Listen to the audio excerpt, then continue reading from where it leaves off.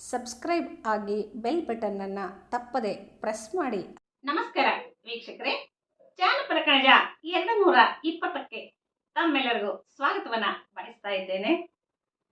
ಹೆಣ್ಣನ್ನ ಅಣದೇನು ತಮ್ಮನಿಗೆ ಕೊಟ್ಟೇನು, ಹೆಣ್ಣನ್ನ ಅಣದೇನು ತಮ್ಮನಿಗೆ ಕೊಟ್ಟೇನು, ನಾ ಹುಟ್ಟಿದ ಮನೆಗೆ ಸೊಸೆಯಾಗಿ, ನಾ ಹುಟ್ಟಿದ ಮನೆಗೆ ಸೊಸೆಯಾಗಿ ಕಂದಮ್ಮ, ನನ್ನ ತಮ್ಮನ ಮಡದಿಯಾಗಿ, ನಾ ಹುಟ್ಟಿದ ಮನೆಗೆ ಸೊಸೆಯಾಗಿ ಕಂದಮ್ಮ, ನನ್ನ ತಮ್ಮನ್ನ ಮಡದಿಯಾಗಿ.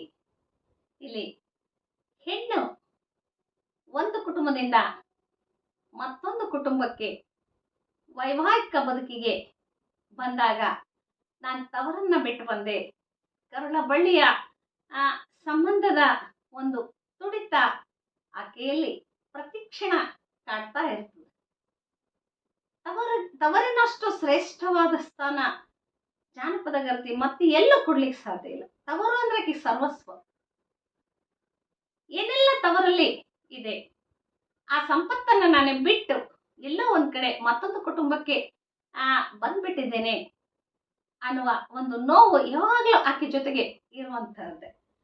ಆ ನೋವನ್ನ ಮರಿಬೇಕು ಅಂದ್ರೆ ಆಕೆ ಹೆಣ್ಣನ್ನ ಹಡೆದೇನೋ ತಮ್ಮನಿಗೆ ಕೊಟ್ಟೇನೋ, ಮತ್ತೆ ತನ್ನ ಕರಳ ಬಳಿಯ ಸಂಬಂಧವನ್ನ ಉಳಿಸಲಿಕ್ಕೆ ತನ್ನ ವಂಶದ ಕುಡಿಯಾಗಿರ್ತಕ್ಕಂತಹ ಮಗಳನ್ನ ತಮ್ಮನಿಗೆ ಕೊಡ್ತಾಳೆ. ಆಕೆ ಎಷ್ಟೊಂದು ಖುಷಿಯಿಂದ ಹೇಳ್ತಾಳೆ, ನಾ ಹುಟ್ಟಿದ ಮನೆಗೆ ಸೊಸೆಯಾಗಿ ಕಂದಮ್ಮ, ನನ್ನ ತವರ ತಮ್ಮನ ಮಡದಿಯಾಗಿ, ನಾ ಹುಟ್ಟಿದ ಮನೆಗೆ ನೀನು ಸೊಸೆಯಾಗಿ ಹೋಗ್ತಾ ಇದೀಯಾ ಅಂದ್ರೆ ನನ್ನ ಮಗಳನ್ನ ನಾನು ಕೊಡ್ತೇನೆ.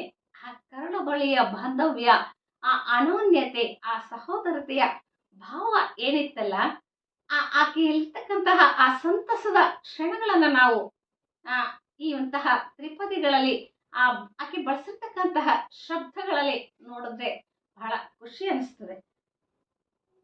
ಬರಿಯ ಊಟಕ್ಕೆ ಬರಲೊಲ್ಲೆ ಅಕ್ಕಯ್ಯ, ಹಾಗೆ ತಮ್ಮ ಹೇಳ್ತಾನೆ, ಬರಿಯ ಊಟಕ್ಕೆ ಬರಲೊಲ್ಲೆ ಅಕ್ಕಯ್ಯ, ಬರೀ ನೀನ್ ಊಟಕ್ಕೆ ಕರೆದ್ರೆ ನಾನು ಬರಲ್ಲ, ನಿನ್ನ ತೋಳ ಮೇಲಾಡೋ, ನಿನ್ನ ತೋಳ ಮೇಲಾಡೋ ಹಸುಳೆಯ ಕಂದಮ್ಮನ, ನಿನ್ನ ತೋಳ ಮೇಲಾಡೋ ಹಸುಳೆ ಕಂದಮ್ಮನ, ಕೊಡ್ತೀನೆಂದಾರ ಬರುತ್ತೀನಿ, ಕೊಡ್ತೀನೆಂದಾರ ಬರುತ್ತೀನಿ. ಅವನು ತಮ್ಮ ಹೇಳ್ತಾನೆ, ಇನ್ನು ಹಸುಗೂಸದು ಅದು ಪುಟ್ಟ ಕಂದ, ಆದ್ರೆ ಅದನ್ನ ನೀನ್ ಕೊಡ್ತೀನಿ ಅಂದ್ರೆ ಮಾತ್ರ ನಾನ್ ಬರ್ತೇನೆ.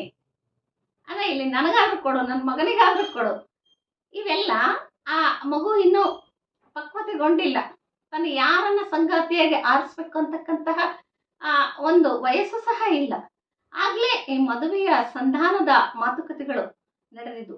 ಎಷ್ಟೋ ಜನಪದ ಸಮಾಜದಲ್ಲಿ ಗೊತ್ತಿಲ್ಲದೇನೆ ಯಾರೋ ಒಂದು ಒತ್ತಡಕ್ಕೆ, ತಂದೆ ತಾಯಿಯ ಒತ್ತಡಕ್ಕೆ, ಕೌಟುಂಬಿಕ ಒತ್ತಡಕ್ಕೆ ಮದುವೆಯನ್ನ ಆಗಿ ಬದುಕನ್ನ ಯಶಸ್ವಿಯಾಗಿ ಮಾಡಿಕೊಂಡು ಹೋಗಿರುವಂತಹ ನಿದರ್ಶನಗಳು ಪಾರಂಪರಿಕವಾಗಿ ಸಾಕಷ್ಟು ನಮ್ಗೆ ಸಿಗ್ತವೆ.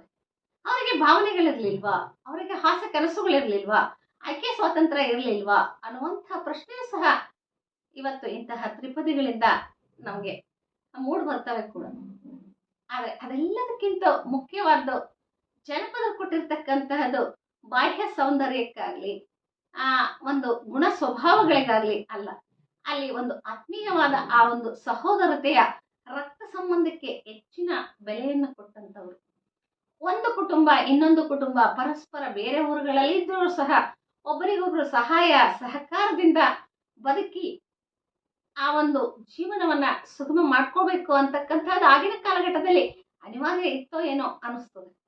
ಯಾಕಂದ್ರೆ ಬಲಾಢ್ಯವಾಗ್ಲಿಕ್ಕೆ ಊರಿನಲ್ಲಿ ಒಂದು ಶಕ್ತಿವಂತ ಕುಟುಂಬವಾಗಿ ಬೆಳಿಬೇಕು ಅಂದ್ರೆ ಪಕ್ಕದ ಊರಿನಲ್ಲಿರ್ತಕ್ಕಂತಹ ಅಕ್ಕನ ಮಗಳನ್ನ ಬಂಧುತ್ವ ಮಾಡ್ಕೊಳ್ಳೋದ್ರಿಂದ ಈ ಬಂಧುತ್ವಗಳಂತಕ್ಕಂಥದ್ದು ಒಂದು ಕುಟುಂಬದ ಒಂದು ಆರ್ಥಿಕ ಸ್ಥಿತಿಗತಿಗಳನ್ನ ಗಟ್ಟಿ ಮಾಡ್ತದೆ, ಆತ್ಮಸ್ಥೈರ್ಯವನ್ನ ತುಂಬುತ್ತದೆ. ನನ್ಗಿದ್ದಾರೆ, ನನ್ನ ಬಂಧು ಇದ್ದಾರೆ, ಬಳಗ ಇದ್ದಾರೆ, ನನ್ನ ಹೆಂಡತಿ ಕಡೆಯವರಿದ್ದಾರೆ, ನನ್ನ ಗಂಡನ ಕಡೆಯವರಿದ್ದಾರೆ. ಇವೆಲ್ಲವೂ ಒಂದು ರೀತಿಯ ಕೌಟುಂಬಿಕ ವ್ಯವಸ್ಥೆಯ ಒಂದು ಬಲಾಢ್ಯತೆಯನ್ನ ತೋರಿಸ್ತದೆ, ಗಟ್ಟಿತನವನ್ನ ತೋರಿಸ್ತದೆ. ಬದುಕಲಿಕ್ಕೆ ಆತ್ಮಸ್ಥೈರ್ಯ ಬಹಳ ಮುಖ್ಯ.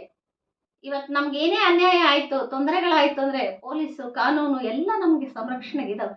ಆದ್ರೆ ಆಗಿನ ಕಾಲಘಟ್ಟದಲ್ಲಿ ನೋವುಗಳಿಗೆ ಹೆದರ್ತಾ ಇದ್ರು ಮನುಷ್ಯರು. ಪ್ರಕೃತಿ ವಿಕೋಪಗಳಾಗ್ಬೋದು, ಹಲವಾರು ರೋಗ ರುಜಿನಗಳಾಗ್ಬೋದು, ಹಾಗೇನೆ ಒಂದು ರೀತಿಯ ಗ್ರಾಮಗಳಲ್ಲಿ ನಡೀತಕ್ಕಂತಹ ಕೌಟುಂಬಿಕ ಕಲಹಗಳಾಗ್ಬೋದು, ಅವೆಲ್ಲವನ್ನ ಗೆದ್ದು ಅವನು ಬದುಕನ್ನು ಜಯಿಸ್ಬೇಕಾಗ್ತಿತ್ತು. ಕೃಷಿ ಸಮಾಜದಲ್ಲಿ ಮಳೆ ಬೆಳೆ ಅತಿವೃಷ್ಟಿ ಅನಾವೃಷ್ಟಿಗಳು ಸಹಜವಾಗಿ ನಡೀತಾ ಇದ್ವು. ಅಂತಹ ಸಂದರ್ಭದಲ್ಲಿ ಒಂದು ಕುಟುಂಬ ಮತ್ತೊಂದು ಕುಟುಂಬಕ್ಕೆ ಆಸರೆಯಾಗಿ ಒತ್ತಾಸೆಯಾಗಿ ಬದುಕನ್ನ ನಡೆಸಲಿಕ್ಕೆ ಸಹಕಾರಿಯಾಗ್ತವೆ ಅನ್ನುವ ವಿಷಯವನ್ನ ಒಂದು ದಾಂಪತ್ಯದ ಅನುಸಂಧಾನದ ಒಳಗೆ ಇಟ್ಕೊಂಡಂತಹ ಒಂದು ತ್ರಿಪದಿ ಇದು ಅಂತ ಹೇಳಿ ಅನಿಸ್ತದೆ. ಬಾಹ್ಯ ಸೌಂದರ್ಯಕ್ಕೆ ಅವ್ರು ಯಾವತ್ತೂ ಲಕ್ಷ್ಯವನ್ನು ಕೊಟ್ಟಂತವ್ರಲ್ಲ. ಅವ್ರಿಗೆ ಬದುಕು, ಅವ್ರಿಗೆ ಕೆಲಸ, ಅವ್ರಿಗೆ ಕಾಯಕ ಮುಖ್ಯ. ಆ ಕಾಯಕ ನಡಿಬೇಕು, ಅದು ಚೆನ್ನಾಗಿ ಆಗ್ಬೇಕು ಅಂತ ಹೇಳಿದ್ರೆ ಅವ್ರು ಯಾವ ತ್ಯಾಗಕ್ಕೂ ಸಿದ್ಧ. ಅವರ ಭಾವನೆಗಳನ್ನ ಬದಿಗೊತ್ತಿ ಈ ತರದ ಒಂದು ಸಂಬಂಧಗಳ ಮೂಲಕ ಕುಟುಂಬವನ್ನ, ಆರ್ಥಿಕ ಸಂಕಷ್ಟವನ್ನ ದೂರ ಮಾಡಿಕೊಂಡು ಕುಟುಂಬ ಗಟ್ಟಿ ಮಾಡಿಕೊಂಡು ಬದುಕುವ ಒಂದು ಜಾಣ್ಮೆಯನ್ನ, ಬದುಕಿನ ಕಲೆಯನ್ನ ಇಂತಹ ತ್ರಿಪದಿಗಳು ನಮ್ಗೆ ಇವತ್ತು ಹೇಳ್ಕೊಡ್ತವೆ ಅಂತ ಹೇಳ್ತಾ ಧನ್ಯವಾದಗಳು.